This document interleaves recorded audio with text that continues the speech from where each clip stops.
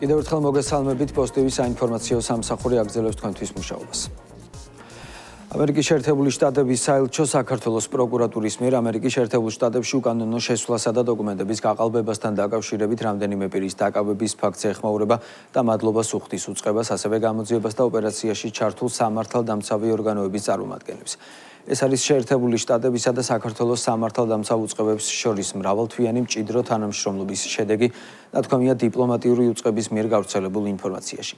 შეგახსენებთ, რომ პროკურატურისა და ამერიკის შეერთებული შტატების საელჩოს რეგიონული უსაფრთხოების სამსახურის ერთობლივი ღონისძიების შედეგად ორი ორგანიზებული დანაშაულებრივი ჯგუფი გამოვლინდა გამოძიების ინფორმაციით წინასწარ შემუშავებული გეგმის შესაბამისად ისინი ამერიკაში თავშესაფრის მსურველ საქართველოს მოქალაქეებს საჭირო ისტორიის შექმნას, მტკიცებულებების შეგროვებასა და სასამართლოში მხარდაჭერას პირდებოდნენ.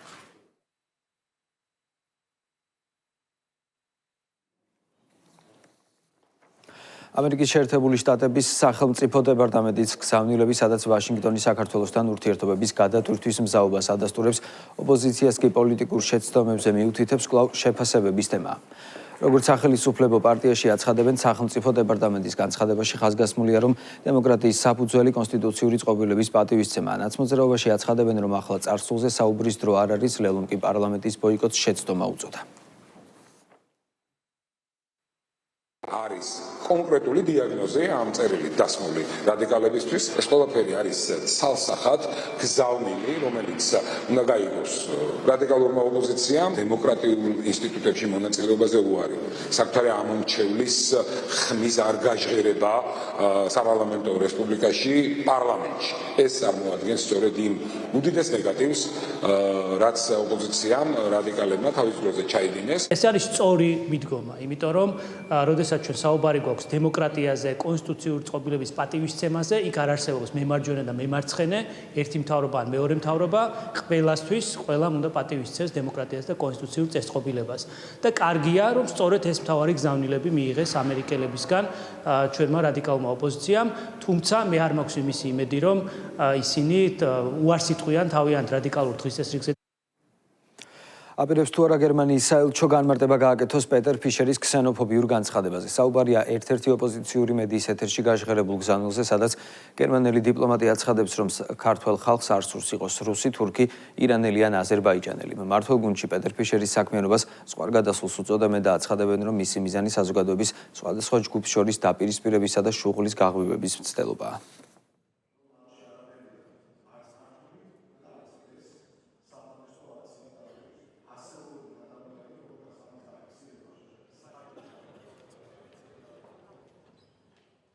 საზოგადოებისთვის არის ყოველად მიუღებელი ის დაუფიქრებელი განცხადებები, რასაც ეს ადამიანი ხშირად აკეთებს ხოლმე, რომელიც საბოლოო ჯამში რო დაუკვირდეთ, ემსახურება საზოგადოების სხვადასხვა წევრებს შორის ერთმანეთთან დაპირისპირებას, ეთნიკურ ნიადაგზე გარკვეული შუღლის გაღვივებას.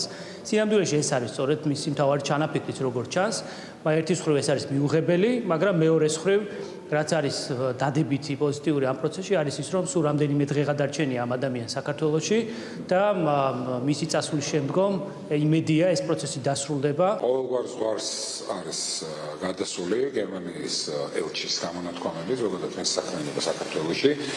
ქსენოფობიური განცხადებები, რომელიც ჩვენ მისგან მოვისმინეთ, ნამდვილად ვერანაირ კრიტიკას ვერ უძლებს. საქმე იმაშია, რომ ამ გამონათქვამებით ამ საკუთარი ნეგატიური როლით ქართულ რეალობაში ის აზიანებს ქართულ-გერმანულ ურთიერთობებს, რაც არის ძალიან სამწუხარო. ევროპის რეკონსტრუქციისა და განვითარების ბანკი საქართველოს ეკონომიკის 6%-იან ზრდას პროგნოზირებს. EBRD-ის უახლესი რეგიონული ეკონომიკური ანგარიშის მიხედვით მისი საქმიანობის რეგიონებში ეკონომიკური ზრდის საშუალო მაჩვენებელი 2025 წლის 3.4%-დან 2026 წელს 3.1%-მდე შენელდება, ხოლო 2027 წელს კვლავ 3.6%-მდე აღდგება. ანგარიშის მიხედვით 2025 წელს საქართველოს რეალური მთლიანი შიდა პროდუქტი 7.5%-ით გაიზარდა, რასაც ძირითადად მომსახურების სექტორი განაპირობებდა, ხოლო ტურიზმი ეკონომიკური ზრდის მნიშვნელოვან მამოძრავებელ ძალად რჩებოდა. მოთხოვნის მხრიდან კერძო მოხმარებას ხელს უწყობდა რეალური ხელფასების მყარი ზრდა და საკრედიტო აქტივობის ძლიერი გაფართოება. მაშინ, როდესაც კაპიტალური ინვესტიციები 2021 წლის შემდეგ პირველად შემცირდა.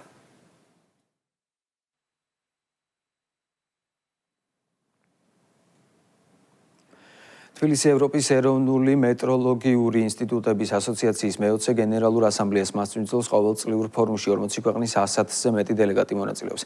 განიხილება მეტროლოგიის განვითარების, კვლევებისა და ინოვაციების, ციფრული ტრანსფორმაციისა და საერთაშორისო თანამშრომლობის საკითხები. განსაკუთრებული ყურადღება ეთმობა ევროპული მეტროლოგიის მომავალსა და დარგის წინაშე არსებულ გამოწვევებს. ასამბლეა საქართველოს ეკონომიკისა და მდგრადი განვითარების სამინისტროს მხარდაჭერით იმართება. 2024 წლიდან 2 წელიწადში გენერალური ასამბლეის ჩატარება საქართველოში კიდევ ერთხელ ამყარებს აღნიშნულ აღიარებას და ჩვენ ნამდვილად ძალიან დიდ ყურადღებას ვაქცევთ მეტროლოგიის დარგს, ვანვითარებთ ამ დარგს. დღევანდელ ღონისძიებაში, ასე ვთქვათ, წარმოდგენილი არიან ევროპული ქვეყნების საერთაშორისო და რეგიონალური ორგანიზაციების, ასევე პარტნიორი უწყებების წარმომადგენლები, იქნება მსჯელობა წევრი ქვეყნების მონაწილეობით მეტროლოგიის სამომავლო საკითხებზე, ერთობლივ ინიციატივებზე, თუ როგორ უნდა შეუწყოს ხელი მეტროლოგიამ ეკონომიკას. ეს არის ღონისძიება, რომელიც ევროპის ეროვნული მეტროლოგიური ინსტიტუტების, საერთაშორისო ორგანიზაციებისა და პარტნიორი უწყებების წარმომადგენლებს აერთიანებს. საქართველოს სტანდარტებისა და მეტროლოგიის ეროვნული სააგენტო სრულუფლებიანი წევრი 2024 წელს გახდა, რაც საქართველოს მეტროლოგიური სისტემის საერთაშორისო აღიარებისა და ევროპულ სივრცეში ინტეგრაციის მნიშვნელოვანი ეტაპია. აღსანიშნავია, რომ საქართველო ევრამეტის გენერალურ ასამბლეას სრულუფლებიანი ევროპის მიღებიდან სულ რაღაც მხოლოდ 2 წელიწადში მასპინძლობს, რაც ევროპულ მეტროლოგიურ საზოგადოებაში ქვეყნის მზარდ როლსა და აქტიურ ჩართულობას ადასტურებს. პარლამენტის გარემოს დაცვისა და ბუნებრივი რესურსების კომიტეტის წარმომადგენლებმა ბოლნისის მუნიციპალიტეტის დაბა კაზრეთში სამუშაო შეხვედრა გამართეს. კომიტეტთან არსებულმა სამუშაო ჯგუფმა, რომელიც პერმანენტულად ახორციელებს კომპანია RMG-ის საქმიანობის მონიტორინგს, ადგილზე დაათვალიერა RMG კოპერისა და RMG გოლდის საწარმოო ტერიტორია და მადნეულის კარიერი. მოძრაობამ კულტურული მემკვიდრეობისთვის დმანისის საგანმანათლებლო რესურს ცენტრისა და დმანისის საჯარო სკოლის მოსწავლეების ჩართულობით გამწვანების აქცია მოაწყო.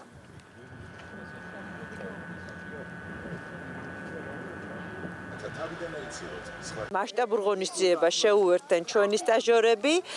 მე დავრგე ხის კამპანიის ფარგლებში საქართველოს პარლამენტთან ერთად. ჩვენ გავამწვანეთ რეკულტივირებული ტერიტორია, დაირგო 200-ზე მეტი ნერგი და ეს ის ფორმატია, რა ფორმატსაც საქართველოს პარლამენტი მომავალში ძალიან დიდ მხარდაჭერას აღმოუჩენს. ძალიან მნიშვნელოვანია ამ კამპანიის გაგრძელება, ვინაიდან ჩვენ ვამწვანებთ აგრესიულ გარემოში ფუჭიქანის სანაყაროებს და გავთ ხეებს, ეს არის ძალიან მნიშვნელოვანი და გვაქვს შედეგები, თქვენ უყურებთ უკვე შარშანტელი დარგული ხეები როგორ არის გამწვანებული, თქვენ უყურებთ სივრცეს თუ როგორ არის გამწვანებული და ხედავთ ჩემთან ხელმარცხნივ სივრცეს თუ რა იყო და დღეს რა შედეგები გვაქვს. ეს არის ყველაზე მნიშვნელოვანი ხელშესახები. ღონისძიების ფარგლებში ჩვენ სპეციალურად შერჩეული 264 ხის ჯიში დავრგეთ, ჩვენ გვაქვს დარგული 1264 ხე და მოხარულები ვართ, რომ ყოველთვის დმანისის მუნიციპალიტეტის და ბოლნისის მუნიციპალიტეტის საშუალო სკოლის მოსწავლეები, ასევე მასწავლებლები ყოველთვის ძალიან ესეთი ენთუზიაზმით და ესეთი ხალისით იღებენ მონაწილეობას. მსოფლიო ჯანდაცვის ასამბლეის 79-ე სესიაზე საქართველოს ჯანმრთელობის მსოფლიო ორგანიზაციის აღმასრულებელი საბჭოს წევრად აირჩიეს. საბჭო წარმოადგენს გლობალური ჯანდაცვის პოლიტიკის განმსაზღვრელ უმაღლეს მმართველ რგოლს. მასში გაწევრიანება ქვეყანას აძლევს უნიკალურ შესაძლებლობას უშუალო მონაწილეობა მიიღოს მსოფლიო მასშტაბით სტრატეგიული გადაწყვეტილებების მიღებაში, საერთაშორისო ჯანდაცვის დღის წესრიგის ფორმირებასა და გლობალური გამოწვევების მართვაში, რაც კიდევ უფრო ზრდის საქართველოს ავტორიტეტსა და გავლენას საერთაშორისო ასპარეზზე. გადაწყვეტილებას წინ უძღოდა კოპენჰაგენში ევროპის რეგიონული კომიტეტის 75-ე სესიაზე გამართული ფარული კენჭისყრა, სადაც ორგანიზაციის 53 წევრი ქვეყნის წარმომადგენელთა გადაწყვეტილებით ჯანდაცვის მინისტრის მოადგილის ირაკლი სასანიას კანდიდატურა ოფიციალურად დასახელდა.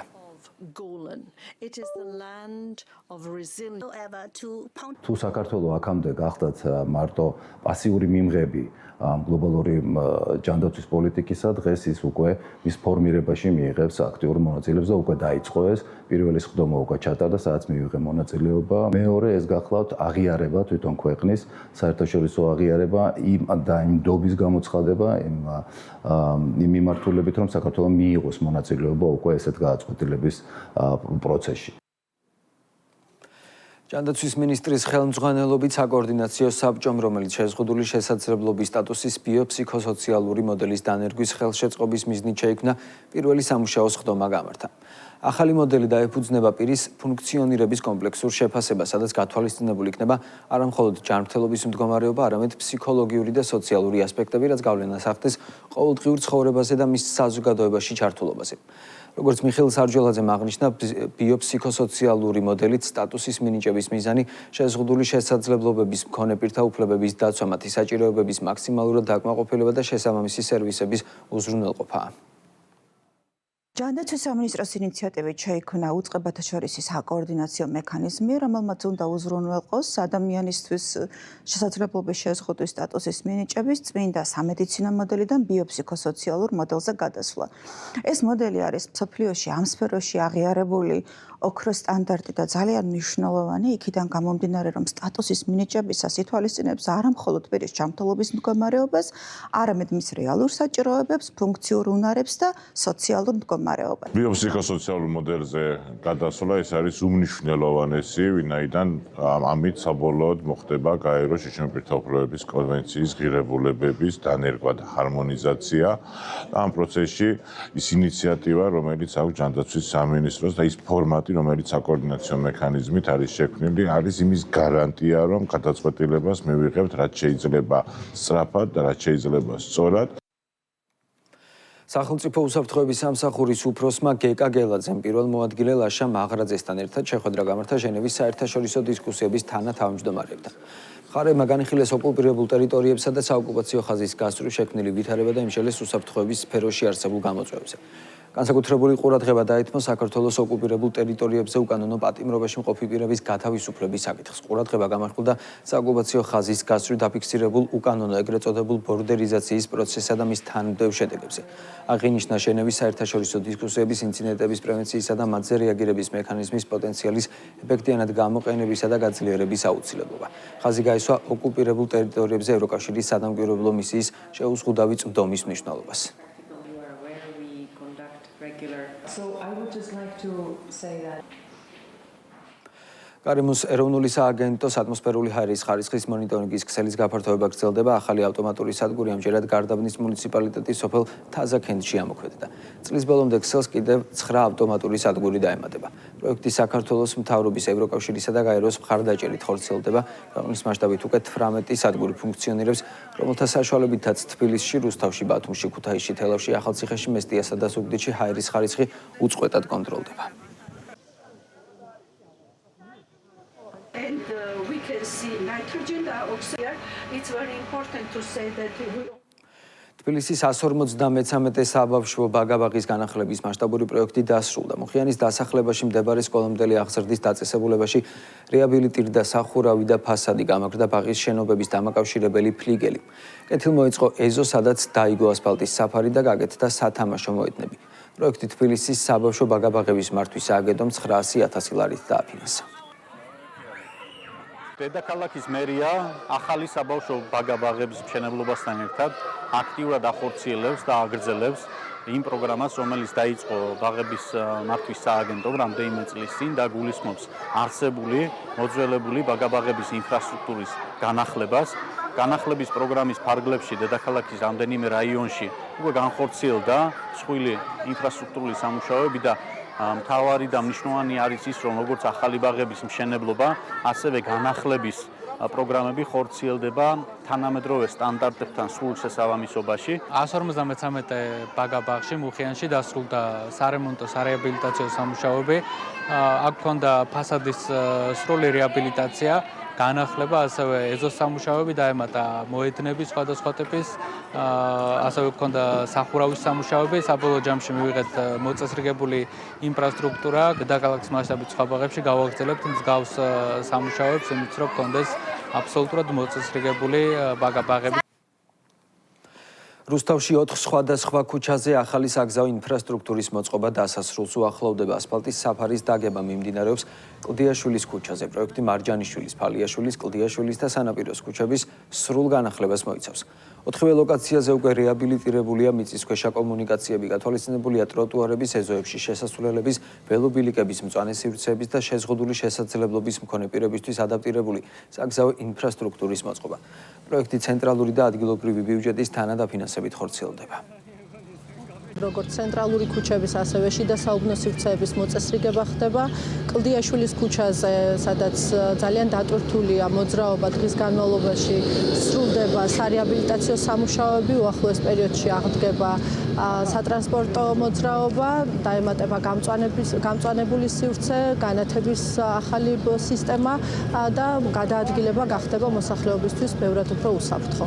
აღნიშნული პროექტი არის 6 მილიონ ლარამდე ღირებულების, მოიცავს კლდიაშვილის, ფალიაშვილის და სანაპიროს ქუჩის მონაკვეთებს, ასევე მარჯანიშვილის ქუჩის მონაკვეთს. ჯამში ინფრასტრუქტურული სამუშაო მიმდინარეობს 35,000 კვადრატულ მეტრზე. ასფალტის საფარი იქნება სამფენიანი ქუჩის დატვირთიდან გამომდინარე. მესტიის მუნიციპალიტეტში სოფელ ბეჩოში ჯემალ გაბულდანის სახელობის სკოლას სრული რეაბილიტაცია ჩაუტარდა. ახლად რეაბილიტირებული სკოლა განათლების, მეცნიერებისა და ახალგაზრდობის მინისტრის მოადგილე ბაია კვიციანმა გახსნა. 150 მოსწავლეზე გათვლილ შენობაში მოეწყო ბიბლიოთეკა, სამკითხველო დარბაზი, რესურს ოთახი, ექიმის კაბინეტი, ლაბორატორიები და გარე მოედანი. შენობაში დამონტაჟებულია გათბობის, წყალმომარაგებისა და კანალიზაციის სისტემები. სკოლა სრულად აადაპტირებული სპეციალური საგანმანათლებლო საჭიროების მქონე მოსწავლეებისთვის. სასწავლო დაწესებულების შენობის სრული რეაბილიტაცია მუნიციპალური განვითარების ფონდმა განახორციელა. პროექტის ჯამური ღირებულება 2,700,000 ლარამდეა. გავხსენით ჯემალ გაბულდანის სახელობის სკოლა. მე მინდა რომ მთელს ბეჩოს მივულოცო ეს ნამდვილად დღესასწაული, იმიტომ რომ ამ სკოლას ისინი დიდი ხანია ელოდებიან და ძალიან მიხარია რომ მე მხვდა წილად სწორედ აი ამ გახსნის ცერემონიალში მონაწილეობის მიღების შესაძლებლობა. წარმატებას უსურვებ და როგორი წარმატებული ბავშვებიც გაუზრდიათ, ისე გაეგრძელებინოთ. ეს არის ჩვენი უდიდესი მიღწევა, უდიდესი სიხარული, უდიდესი ბედნიერება ბავშვებისთვის, ჩვენთვის. საქართველოს ეროვნულმა საფეხბურთო ნაკრებმა მიხეილ მესხის სახელობის სტადიონზე რუმინეთის ნაკრებთან ამხანაგური მატჩი ჩაატარა. შეხვედრა ფრედ 1-1 დასრულდა. ჩვენი ქვეყნის ეროვნული ნაკრების კაპიტნისთვის გურამ კაშიასთვის ეს ბოლო სანაკრებო თამაში იყო. მან 129 მატჩი ჩაატარა და გულშემატკივრებს დაემშვიდობა. საქართველოს ნაკრების ახალი კაპიტანი ხვიჩა კვარაცხელია იქნება. საქართველო-რუმინეთის მატჩს პრემიერ-მინისტრი, პრეზიდენტი და მთავრობის წევრები ესწრებოდნენ.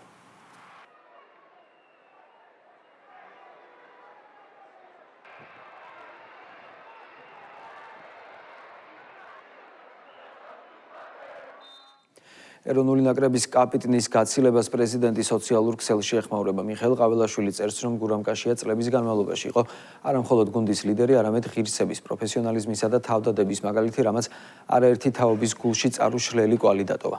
გურამმა ჩვენ ყველას გვაჩუქა დაუვიწყარი ემოციები და მნიშვნელოვანი გამარჯვებები, რისთვისაც მისი სახელი სამუდამოდ დარჩება ქართული ფეხბურთის ისტორიაში, წერს მიხეილ ყაველაშვილი და გურამ კაშიას ცხოვრების ახალ ეტაპზე წარმატებებს უსურვებს. ბათუმში საქართველოს ახალგაზრდული ოლიმპიური ფესტივალი საზეიმო ვითარებაში გაიხსნა. ღონისძიებას ბათუმი არენა მომასპინძლა. ფესტივალში საქართველოს 12 რეგიონის 1200-მდე სპორტსმენი მონაწილეობს. 14-დან 17 წლამდე ასაკის სპორტსმენები ერთმანეთს კალათბურთში, ბადმინტონში, თავისუფალ, ბერძნულ, რომაულ, ქართულ და ქვიშის ჭიდაობებში, წიუდოში, კრივში, მაგიდის ჩოგბურთში, მძლეოსნობაში, მხატვრულ ტანვარჯიშში, ტაეკვონდოში, მინიფეხბურთში, ფრენბურთში, ჩოგბურთში, ცურვასა და ხელბურთში შეეჭიბრებიან. მინდა წარმატება უსურვო თითოეულ სპორტსმენს ამ მნიშვნელოვან ღონისძიებაზე. თითოეული გამარჯვებული ისტორიაში შევა როგორც პირველი ახალგაზრდული ოლიმპიური ფესტივალის მონაწილე. და დარწმუნებული ვარ და ჩემს სიტყვაში ვთქვი, რომ აქ ბევრი სპორტსმენი მომავალში საქართველოს წარადგენს დიდ საერთაშორისო ტურნირებზე და დარწმუნებული ვარ, რომ არაერთი გახდება ევროპის, მსოფლიო და ოლიმპიური ჩემპიონები. აჭარა სრულად მზად არის რათა ჩაატაროს ნებისმიერი დონის სპორტული შეჯიბრებები. თქვენ ხედავთ, რომ დღეს ჩვენ გახსნა გქონდა ბათუმის არაჩვეულებრივ სტადიონზე.